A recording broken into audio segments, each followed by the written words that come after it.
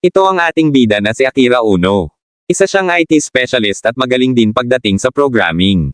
Dahil sa husay niya sa paggawa ng program ay nakabuo siya ng isang laro na tinawag niyang Infinity Game. Tumagal ang binuo niyang laro sa loob ng 15 taon. Ito naman si Hakuto Kanai. Isa siyang Demon Lord. Isa rin leader ng Great Empire at ang main host din sa binuo niyang laro. Sa punto na yun ay naisipan ni Akira na shutdown na ang binuo niyang laro. Nagpasalamat siya kay Hakuto sa 15 taon na kanilang pinagsamahan. Pagpatak ng alas 12 ng hating gabi ay tuluyan ng binura ni Akira ang larong Infinity Game at natulog na rin siya matapos nun. Sa sumunod na eksena ay laking gulat ni Akira dahil nakatayo na siya sa isang kagubatan. Hindi niya mapagtanto kung panaginip lang ba lahat ng yun. Naglakad siya at nakita niya ang isang lawa. Nagtaka siya dahil sa suot niyang sapatos. Nagulat din siya dahil kakaiba ang kanyang kasuotan. Pagkakita niya sa kanyang kasuotan ay bigla siyang pinagpawisan at kinutuban. Dahil doon ay mabilis siyang nagtatakbo patungo sa lawa. Tumingin siya sa tubig at laking gulat niya sa kanyang nakita. Sa hindi inaasahan ay na-transfer ang katauhan niya sa katauhan ni Hakuto Kanai. Sa sumunod na eksena ay ipinakita ang nakaraan ni Akira taong 2004. Bumisita siya sa kanyang kaibigan habang nilalaro nito ang binuo niyang laro sa inuupahan nitong kondo. Madumi at madaming nagkalat na lata sa loob ng kwarto kaya't napilitan si Akira na linisin ang mga yon. Binigyan niya ng alak ang kanyang kaibigan at sabay nilang ininom ito. Habang nag-uusap ay naitanong ng kanyang kaibigan ang tungkol sa isang foreign game publisher na nais na bumili ng kanyang binuong laro. Sinabi ni Akira na makikipagkita siya kinabukasan sa chief director ng kumpanya upang i-finalize ang napag-usapan nila tungkol sa laro. Kinuha niya ang kanyang cellphone at binasa ang chat sa kanya nito. Kinabukasan ay pinuntahan ni Akira ang nasabing kumpanya. Ayon sa kanya ay papayag siyang ibenta ang binuo niyang laro kung babayaran siya ng mga ito ng 100 million yen. Pumasok siya sa isang kwarto at doon ay na-meet niya ang chief director na si Mr. Mikomoto. Nagulat si Akira nang makita niya ito. Ayon kay Mr. Mikomoto ay gusto nilang palawakin at i-promote ang Infinity Game sa buong mundo. Sa huli ay tinanggihan ni Akira ang inaalok sa kanya ng kumpanya. Ayon sa kanya ay gusto niyang solohin ang pagmamanage ng laro at ayaw din niya na may tao na mag-uuto sa kanya sa pagmamanage nito. Sinabi niya na sa kabilang banda ay laganap na ang social media sa iba't ibang lugar kaya't mabilis na ring magiging popular ang Infinity Game sa ibang parte ng buong mundo. Lumabas siya sa opisina na kanyang pinagtatrabahuhan. Isang lalaki ang lumapit sa kanya at nagpakilala bilang Mr. Aoki. Mula rin siya sa kumpanya ni Mr. Mikomoto. Inalok rin niya si Akira tungkol sa pagpopromote ng Infinity Game ngunit tumanggi pa rin dito si Akira. Kasalukuyan pa rin silang nag-uusap nang biglang nagkaroon ng pagsabog sa loob ng building. Nagmula ang pagsabog sa opisinang pinagtatrabahuhan ni Akira. Nilisan nila ang lugar matapos ang pagsabog na iyon. Hindi naman moari ni Akira kung ano ba ang dahilan kung bakit nagkaroon ng malakas na pagsabog. Matapos nun ay bumalik na ulit ang eksena kay Hakuto Kanai. Hindi pa rin makapaniwala si Akira kung bakit nag-transform siya sa karakter na kanyang ginawa. Nainis siya dahil sa mga nangyari.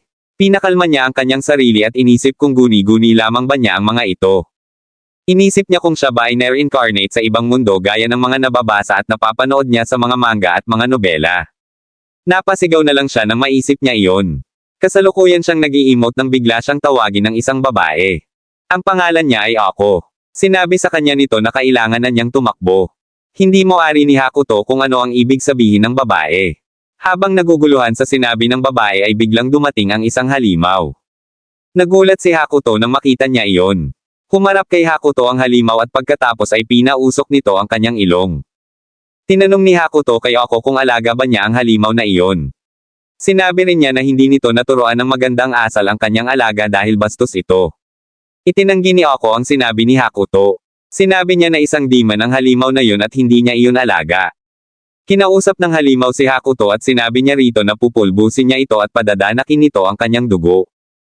Nagkunwaring natakot si Hakuto sa sinabi ng halimaw. Nag-isip siya kung ano ang kanyang gagawin. Hindi na nagpatumpik-tampok pa ang halimaw kaya't inatake na ni si Hakuto. Mabilis lang itong naiwasan ni Hakuto. Dahil sa ginawa ng halimaw ay nagalit si Hakuto. Biglang nag-activate ang kanyang counter-attack revenge. Naglabas ng 4 na kutsilyo si Hakuto at pagkatapos ay inihagis niya ito sa halimaw. Hindi nagawang makailag ng halimaw kaya't tinamaan siya sa dibdib nito. Matapos nun ay pinaulanan siya ni Hakuto ng sunod-sunod na atake sa pamamagitan ng sunod-sunod na mga suntok. Sa isang iglap ay natusta ang halimaw at nagmistulan itong isang inihaw na paniki. Sunod nun ay inactivate ni Hakuto ang combat skill niya na Conqueror. Dahil dun ay unti-unting naglaho ang halimaw. Sunod nun ay ginamit naman niya ang survival skill niya na meditation kaya't bumalik ang health power niya sa normal. Dahil sa kanyang mga ginawa ay napagtanto niya na na-transform nga siya sa Infinity Game.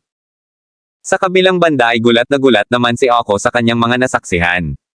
Sinabi ni Hakuto na self-defense lang naman ang kanyang ginawa kaya't wala namang special doon. Tinawag ni Ako si Hakuto na Demon Lord at nagmakaawa siya dito na huwag siyang kakainin nito. Itinanggi ni Hakuto ang mga sinabi ni Ako. Sinabi niya rito na hindi siya isang masamang nilalang. Inutos niya rito na tumayo ito dahil may mga katanungan siya rito. Tinanong ni Hakuto kung ano ang kanyang pangalan. Nagpakilala si Ako at sinabi niya rito ang kanyang pangalan. Sinabi ni Hakuto na napakaganda ng kanyang pangalan. Itinanong niya din dito kung alam ba nito ang lugar ng Japan at kung alam ba nito ang salitang New York. Itinanggi ni Ako ang mga katanungan ni Hakuto at sinabi na hindi pa niya naririnig ang mga salitang iyon. Hindi na kumibo si Hakuto. Matapos nun ay inutos niya kay Ako na linisin nito ang kanyang katawan at hugasan nito ang kanyang mga damit sa lawa. Nagulat si Ako sa mga sinabi ni Hakuto. Itinanong niya kay Hakuto kung pwede ba talaga niyang gamitin ang lawa na yon.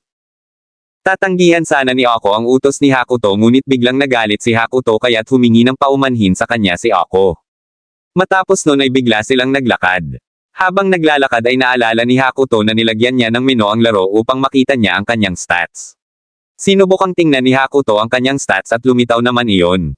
Pinindot niya ang OK button ngunit nakalock ito. Bumalik siya sa kanyang stats at nakita niya na marami siyang skill na pwedeng gamitin doon. Gumamit ng skill si Hakuto at pagkatapos ay biglang lumabas ang isang sabon at isang tuwalya. Nilapitan niya si Ako at sinabi na gamitin niya iyon. Biglang humarap sa kanya si Ako na walang saplot kaya't nagulat ito. Natuwa si Ako nang makita niya ang ibinigay sa kanya ni Hakuto kaya't nagpasalamat sa kanya ito. Dahil sa pagkagulat ay tumalikod na lang si Hakuto at sinabi kay Ako na mag-iikot muna ito sa kapaligiran. Hindi lubos maisip ni Hakuto na babae pala si Ako. Naitanong niya tuloy sa kanyang sarili kung tomboy ba ito. Nagpunta siya sa isang tahimik na lugar at tiningnan kung ano-ano ang meron sa kanyang menu. Hindi niya maintindihan kung paano niya mabubuksan ang nakalock na features nito. Iniisip pa rin niya kung paano siya makakabalik sa kanilang mundo. Bigla niyang naisip na baka kailangan niyang talunin ang kanyang makakalaban upang mabuksan niya ang features na iyon. Kasalukuyan pa rin siyang nag-iisip nang biglang dumating doon si Ako dahil tapos ng maligo ito. Itinanong ni Hakuto kung maaari bang magpakita ulit sa kanila ang halimaw na nakalaban nito. Tumanggi doon si Ako. Sunod na itinanong ni Hakuto kung alam ba niya kung saan ang tirahan ng halimaw na iyon. Sinabi ni Ako na makikita nila yon sa lugar na tinatawag na Wishing Shrine. Itinanong ulit ni Hakuto kung pwede ba niyang samahan ito doon. Pumayag dito si Ako ngunit sinabi niya kay Hakuto na na-injured ang paa nito. Dahil doon ay lumuhad si Hakuto at iminungkahi niya rito na sumampa na lang muna ito sa kanyang likod. Hindi kaagad sumampa si Ako dahil nahihiya ito sa kanya. Sinabi ni Ako na dati siyang basurera sa village nila kaya't ang tingin sa kanya ng mga tao doon ay madumi kaya't hindi siya nilalapitan at hinahawakan ng mga ito. Naiyak si Ako dahil doon. Nagsasalita pa si Ako nang bigla siyang hablutin ni Hakuto. Wala nang nagawa si Ako kaya't pinasa na siya ni Hakuto sa likod nito. Sinabi ni Hakuto na kahit gaano karumi ang katawan ng isang tao ay babalik yun sa normal kung lilinisin ito.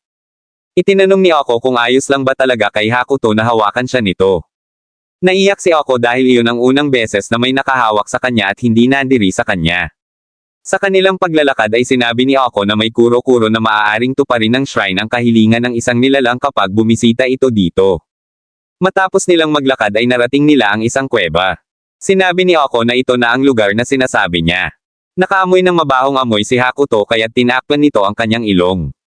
Sinabi niya kay Ako na maiwan muna ito sa labas. Pinasok na mag-isa ni Hakuto ang kuweba.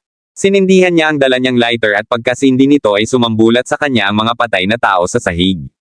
Nagtaka si Hakuto nang makita niya ito. Matapos nun ay nagsalita ang isang bungo. Nagpasalamat ito kay Hakuto dahil sa pagpunta nito sa kanya. Itinanong ni Hakuto kung siya ba ang dahilan kung bakit nasummon siya sa lugar na yon. Sinabi ng bungo na ang mga taong nakahundusay sa sahig ang humiling sa kanya na pababain ang Demon Lord sa mundong iyon. Dahil sa sinabi ng bungo ay napagtanto ni Akira na nasummon siya sa mundong iyon kasabay ng pag-summon sa binuo niyang character sa Infinity Game na si Hakuto Kanai na isang Demon Lord. Itinanong ni Akira sa bungo kung pwede ba nitong hilingin sa kanya na ibalik ito sa kanilang mundo. Tumanggi ang bungo at sinabi na hindi maaari ang kanyang kahilingan dahil kapag ginawa niya iyon ay mababaliwala ang unang kahilingan ng mga tao na pababain ang Demon Lord sa mundong iyon.